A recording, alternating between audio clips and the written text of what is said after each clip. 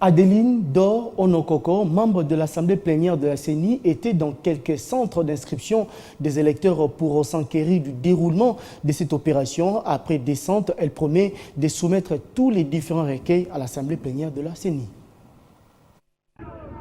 Les couacs décelés dans l'opération d'enrôlement des électeurs seront transmis à l'Assemblée plénière de la Commission électorale nationale indépendante pour des solutions appropriées. Ces affirmations ont été faites par Adeline Dor Onokoko, membre de l'Assemblée plénière, lors de sa ronde effectuée dans quelques centres d'inscription des électeurs.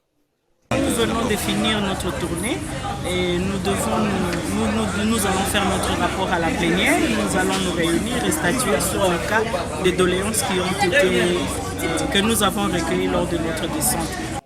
Outre les couacs, l'opération se déroule normalement et les demandeurs des cartes s'empressent pour leur obtention. Non, ça s'est bien passé. Simplement, on est arrivé, vu que la machine avait tellement chauffé, on était obligé d'attendre un peu. Mais dans l'ensemble, c'est très bien passé. C'est une bonne expérience. Ouais.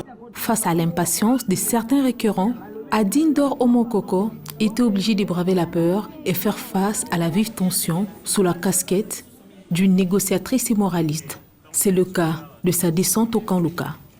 Moi, je vous dis ce que moi j'ai entendu. Et puis c'est un officier comme ça qui me l'a dit.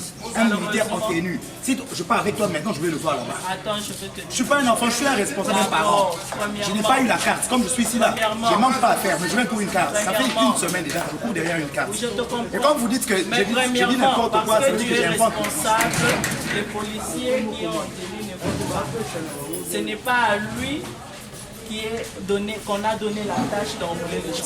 Lancée depuis le 24 décembre dernier, l'opération d'enrôlement des électeurs se clôture le 23 janvier prochain. Il faut dire que dans la plupart des centres d'inscription des électeurs, ce sont des longues files d'attente qui témoignent l'intérêt des Quinois au processus électoral.